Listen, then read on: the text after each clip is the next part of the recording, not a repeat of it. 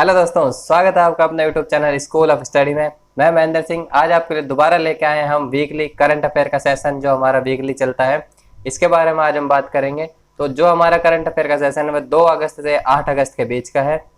इसमें जो हमारा आज का पहला क्वेश्चन है वह है मुस्लिम महिला अधिकार दिवस कब मनाया जाता है। तो मुस्लिम महिलाओं को अधिकार दिलाने के लिए उनको उनके लिए अवगत कराने के लिए क्या क्या तुम्हारा अधिकार है यह बताने के लिए इस दिन को सेलिब्रेट किया जाता है। और ये सेलिब्रेट किया जाता है ऑप्शन ए 1 अगस्त को यह दिवस सेलिब्रेट किया जाता है। और याद होगा आपको 2019 के अंदर 31 जुलाई 2019 को भी यह एक तोहफा दिया गया था महिलाओं को ट्रिपल तलाक को खत्म कर कर। ठीक है, तो आगे बात करते हैं। अगला हमारा UNSC United nation security council की अध्यक्षता किसे मिली है। तो यूनाइटेड नेशन जो पूरे विश्व के अंदर सिक्योरिटी और जो वर्ल्ड वार को रोकता है, वर्ल्ड वार को रोकने में मदद करता है, यानी पूरे विश्व के अंदर शांति के लिए यूएनएससी की काउंसिल बनाई हुई है। तो इसकी अध्यक्षता भी मिली है, वह मिली है हमारे प्यारे देश भारत को मिली है। और यह कब की 2 साल के लिए अध्यक्षता मिली है। अब भारत की बात करें, भारत की राजधानी है नई दिल्ली। यहाँ के जो नई दिल्ली है, नई दिल्ली के मुख्यमंत्री कौन है? अरविंद केजरीवाल जी। और राज्यपाल है अनिल बैजल। और दिल्ली से पहले जो हमारी भारत की राजधानी हुआ करती थी वो कोलकाता हुआ करती थी। 13 फरवरी 1931 को जो दिल्ली की राजधानी थी उसको दिल्ली बनाया गया था। उससे पहले 12 दिसंबर 1911 में दिल्ली दरबार में यह घोषणा करी गई थी दिल्ली को राजधानी बना देंगे। और उस समय का जो शासक कौन था 1911 में? वो शासक थे किंग जॉर्ज पंचम। नेक्स्ट है, किस राज्य ने गौ रक्षा के लिए सबसे विशेष टास्क फोर्स का गठन करा है। तो कौन सा राज्य जिसने गौ माता हमारी उनकी रक्षा के लिए एक फोर्स बनाई है? उसका सही जवाब है ऑप्शन बी, जिसका क्या है? Option B Haryana. हरियाणा की बात करें तो हरियाणा की राजधानी चंडीगढ़। मुख्यमंत्री हमारे यहाँ पर मनोहर लाल खट्टर जी और राज्यपाल है बंडारू दत्तात्रेय। नेक्स्ट है क्वेश्चन, आयुष्मान भारत में कितने परिवार को शामिल किया गया है। आयुष्मान भारत जो पीएम मोदी के द्वारा ये चलाई गई थी, आयुष्मान भारत की इसके लिए मेडिकल फैसिलिटी के लिए चलाई गई थी। इसके अंदर 10 करोड़ परिवारों को शामिल कर लिया गया है। इसकी शुरुआत की बात करें तो हम आयुष्मान भारत की जो शुरुआत हुई थी वो 2018 के अंदर हुई थी।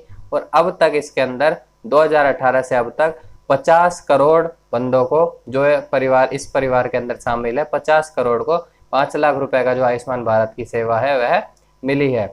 अगला है, किस देश ने भारत को 15 कलाकृतियां वापस करने का निर्णय लिया है। तो सही जवाब है ऑप्शन डी ऑस्ट्रेलिया। ऑस्ट्रेलिया ने अभी जो भारत की 15 कलाकृतियां थी उनको वापस करने का निर्णय लिया है। तो ऑस्ट्रेलिया की बात करें, राजधानी कैनबरा है और मुद्रा ऑस्ट्रेलियाई डॉलर है।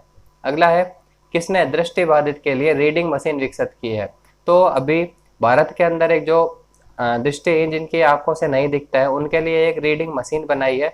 वह मशीन काम कैसे करेगी? वह करेगी इमेज टू टेक्स्ट, यानी इमेज से वह टेक्स्ट में होएगी और टेक्स्ट से वॉइस में कन्वर्ट होएगी। तो इसके लिए पहले हम देखें मशीन की स्थापना करी गई है, वह CSIR के द्वारा इसकी स्थापना करी गई है। CSIR की बात करें तो CSIR के जो हेड होते हैं वो हमारे PM होते हैं। PM कौन है? हमारे नरेंद्र मोदी जी। और इसकी स्थापना की बात करें तो 26 सितंबर 1942 की स्थापना हुई थी। हेडक्वार्टर इसका नई दिल्ली के अंदर है। और ये काम कैसे करते हैं? जो मशीन बनाई है इमेज को कन्वर्ट करती है टेक्स्ट के अंदर और टेक्स्ट को कन्वर्ट करती है वॉइस के अंदर। वॉइस को वो सुन के उसको समझ सकते हैं जो दृष्टिबाधित लोग हैं।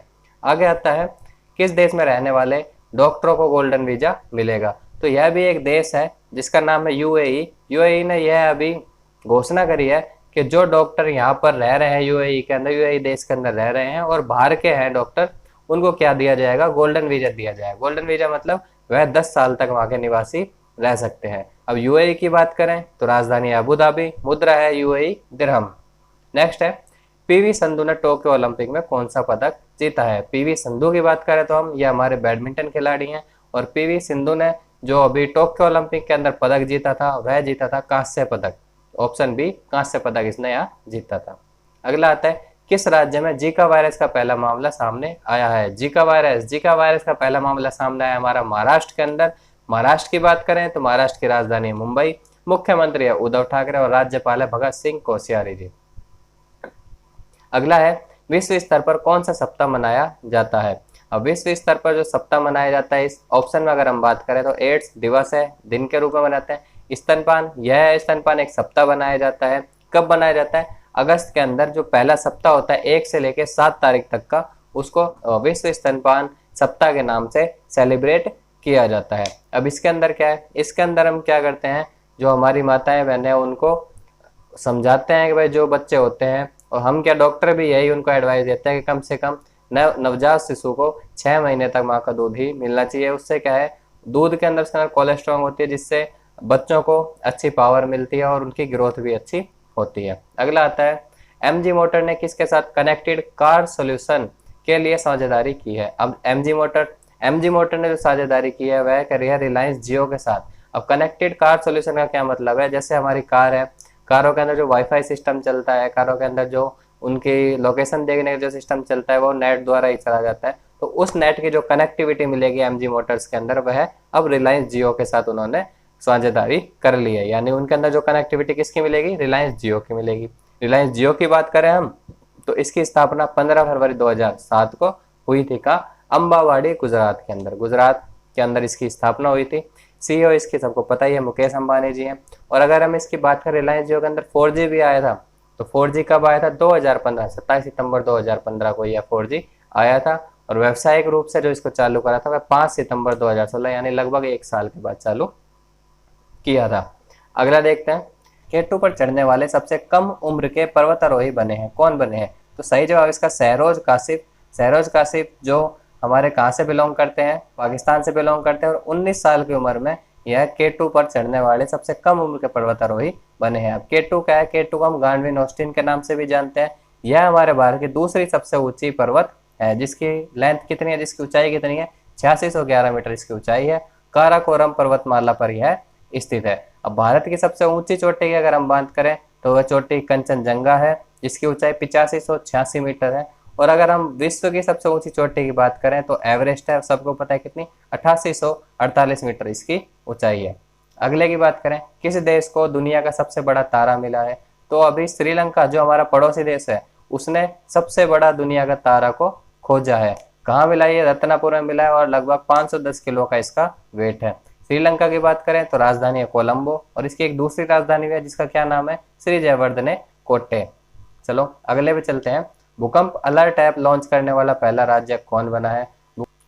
एक एप्लीकेशन लॉन्च करी गई है जो क्या बताएगी हमें, भूकंप के आने से पहले उसकी नोटिफिकेशन आ जाया करेगी, वह ऐप के द्वारा पता चल जाया करेगा। तो बताया किसने, उत्तराखंड में इसकी लॉन्च करी गई है। उत्तराखंड की राजधानी देहरादून है, और दूसरी जो इसकी समर कैपिटल है वह है गैरसैंण। मुख्यमंत्री पुष्कर सिंह धामी है, और राज्यपाल श्रीमती बेबी रानी मौर्य जी है। अगला है, रवि मौर्य दहिया पहलवान ने टोक्यो ओलंपिक में कौन सा पदक जीता। जो हमारे रवि कुमार दहिया थे, उन्होंने पहलवान है हमारे देश के, और इन्होंने टोक्यो ओलंपिक के अंदर एक पदक जीता है जिसका क्या नाम है, रजत पदक इन्होंने भारत के लिए जीता है।